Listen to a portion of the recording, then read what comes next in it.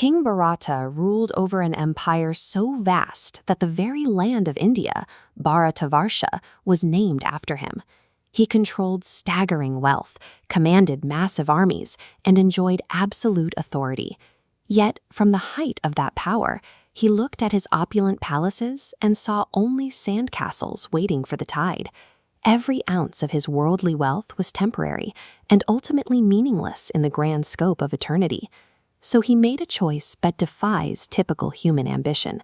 He handed the crown to his son, walked out of his palace, and left his family and his entire kingdom behind. His motivation was singular. He sought moksha, the ultimate spiritual liberation from the endless cycle of birth, death, and rebirth. Renouncing an empire takes immense willpower, but walking away from obvious temptations is actually the easiest part of the journey. The real test of spiritual freedom is far more subtle. Bharata traveled deep into the sacred forest of Shalagrama. He traded his royal silk for tree bark and palace banquets for whatever dry grass and leaves he could gather. This path of asceticism is physically brutal.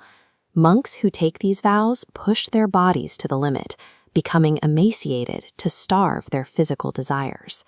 For Bharata, the severe discipline worked. Far away from human society, he settled into a state of deep, unbroken meditation, severing his old earthly ties.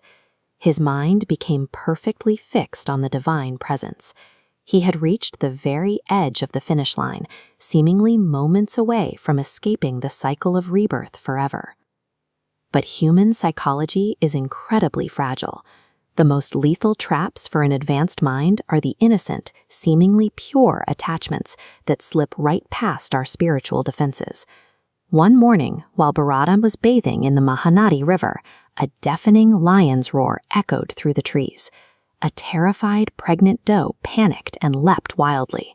The shock and exertion of that jump triggered premature labor. The doe gave birth midair, fell onto the opposite bank, and died instantly, leaving her newborn fawn thrashing in the heavy river current. Without a second thought, the former king lunged forward, plunging into the rapids to pull the drowning, helpless animal to safety. Saving a fragile life is a pure, compassionate deed, exactly the kind of moral virtue expected of a holy man. But a single act of kindness can create an unintended vulnerability. By choosing to care for the fawn, Bharata inadvertently opened a back door in his purified mind, allowing worldly attachment to quietly creep back in. He took the orphaned creature back to his hermitage. He started feeding it, tending to it daily, and raising it as his own. Soon, his strict discipline fractured. When he sat down for his daily rituals, he found himself opening his eyes to watch the deer graze instead of focusing on meditation. His mind, once calm and detached, filled with fresh earthly anxieties. If the deer wandered out of sight, he panicked, terrified of wolves or tigers. This diagram illustrates samsara. Driven entirely by the mind's focus, it tethers the soul to whatever it contemplates most.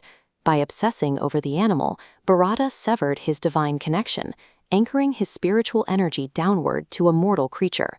His protective, virtuous love had mutated into a spiritual poison.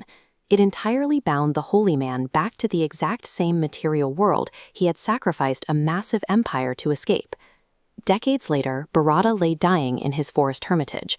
No chanting disciples surrounded him. He held no profound spiritual reflections, watched solely by his grieving deer. In his final fading moments, his thoughts were completely consumed by the animal. His mind held absolutely no room for divine contemplation. According to the ancient texts, the cycle of rebirth follows a strict, impartial law. Whatever your mind is intensely focused on at the exact moment of death dictates the nature of your next physical body.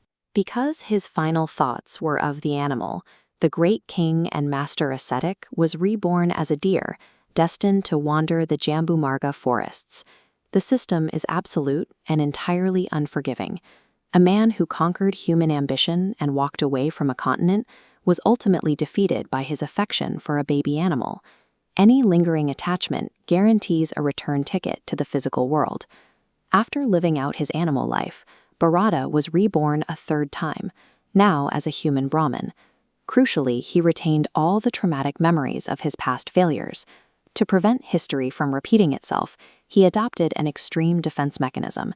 He acted like a mute, indolent fool, intentionally repelling anyone who tried to speak to him to ensure he formed zero social connections.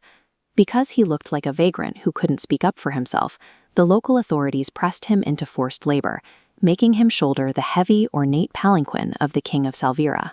The trauma of losing his salvation to a moment of affection had driven him to sever his own identity. He intentionally appeared broken on the outside to protect the invulnerable spiritual core on the inside. As he carried the heavy litter, Bharata walked unevenly to avoid stepping on insects. The king inside was jostled, and he began to mock his new servant, sarcastically asking if the poor, tired man was unable to bear a little fatigue. To the king's shock, the seemingly foolish servant finally broke his lifelong silence, delivering a profound masterclass on the actual nature of reality. This diagram shows Bharata's core argument. The eternal soul remains completely distinct from the physical matter of the body. The inner sphere never changes, even as the outer shells crumble and replace one another. Titles like king or servant are temporary illusions, costumes generated by the momentum of past actions. True liberation demands the radical, often painful severing of all earthly ties. Our deepest affections, our worldly titles, and the identities we cling to are ultimately just temporary masks, hiding an eternal soul waiting to be free.